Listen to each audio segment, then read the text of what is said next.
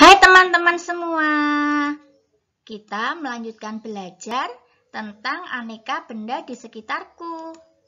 Melanjutkan yang kemarin, yaitu subtema 2, sekarang bagian 2 pembelajaran 3, 4, 5, dan 6, yaitu tentang sifat-sifat benda. Sudah siap belajarnya? Masih bersama Bunda Hana? Ayo kita belajar bersama. Jangan lupa kita berdoa dulu. Bismillahirrahmanirrahim. Kita akan belajar pembelajaran 3 tentang benda padat. Salah satu wujud benda antara lain adalah padat. Banyak sekali contohnya anak-anak. Kalau di sini Bunda punya kursi, tas, batu bata, dan pensil. Halaman 82. Anak-anak, coba kita lihat benda-benda tersebut seperti apa ya ciri-cirinya berdasarkan pengamatan. Ya, ternyata bentuknya tetap walaupun tempatnya berubah-ubah.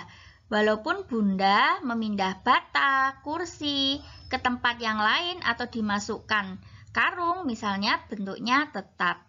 Kemudian semua benda tersebut dapat digenggam.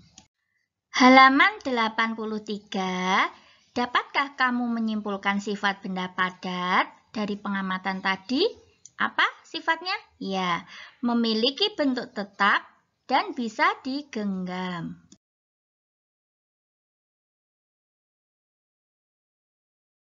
Sekarang halaman 94 pembelajaran 5. Kita akan belajar tentang sifat benda cair. Nah, lihat Bunda punya benda cair dalam bentuk yang berbeda-beda. Dari pengamatan kita bisa melihat, wah ternyata air dimanapun wadahnya bentuknya akan berubah sesuai wadah tersebut. Misalnya di dalam gelas bentuknya seperti gelas. Kemudian di dalam botol juga seperti botol. Ketika di dalam ember juga sama. Nah, dan anak-anak, air tersebut tidak dapat digenggam. Ketika kita genggam, air itu akan kemana-mana. Halaman 90. Dapatkah kamu menyimpulkan sifat benda cair dari pengamatan yang tadi ya? Ya, betul. Sifat benda cair adalah mengikuti bentuk wadahnya dan tidak dapat digenggam. Sekarang kita akan belajar pembelajaran 5 yaitu sifat benda gas. Dalam layar ada gambar balon. Maksudnya adalah udara yang di dalam balon ya anak-anak. Nah, udara itu termasuk benda gas. Dapatkah kamu melihat udara? Iya, udara tidak dapat dilihat. Namun, udara hanya bisa dirasakan. Contoh, ketika kita meniup dari mulut kita akan terasa ada udaranya. Namun, ada loh teman-teman benda gas yang bisa dilihat. Contohnya adalah awan dan asap. Selanjutnya, kita akan melakukan pengamatan terkait dengan benda gas, yaitu udara dalam plastik, kemudian balon, kemudian kalian bisa mengamati juga dalam bola, dan balon yang bisa terbang, itu dalamnya namanya hidrogen. Lalu juga bisa mengamati asap. Dari pengamatan itu, ada apa saja anak-anak? Terkait dengan bentuknya, ternyata udara akan berubah bentuknya sesuai dengan wadahnya. Ketika kita meniup plastik, udara dalam plastik tentu bentuknya seperti plastik. Ketika kita meniup balon, udara dalam balon tentunya bentuknya seperti balon. Kemudian, udara tersebut juga tidak dapat digenggam.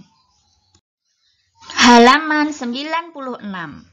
Untuk mengetahui sifat dari udara yang lainnya atau sifat benda gas yang lainnya, kita ambil balon lalu kita tiup. Balonnya sama besar ya anak-anak. Lalu kita ikatkan pada kayu. Ketika kita ikatkan, ternyata beratnya sama karena kayunya lurus. Lalu salah satu balon kita letuskan dengan jarum atau lidi. Ternyata balon yang berisi udara yang belum kempes itu berada di bawah, berarti lebih berat. Tandanya udara yang ada di dalam balon itu lebih berat. Dan di dalam balon ada udaranya. Halaman 97. Apa yang terjadi setelah satu balon ditusuk? Tadi sudah Bunda jelaskan, yaitu lebih berat yang berisi udara.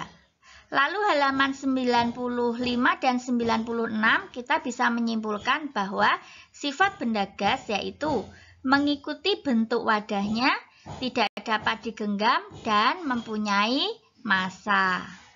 Selanjutnya, tugas kalian adalah halaman 97 menulis dengan huruf tegak bersambung di buku tulis kalian tentang apa yang kamu ketahui terkait dengan benda gas.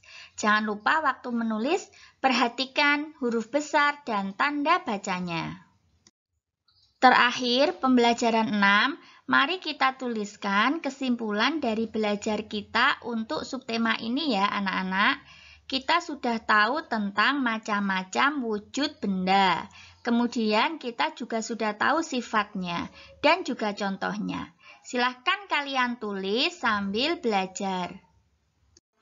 Demikian anak-anakku sayang, belajar kita untuk subtema kali ini ya. Tetap semangat belajar demi masa depan kalian. Jangan lupa kita saying hamdalah together. Alhamdulillahirabbil alamin. Sampai jumpa.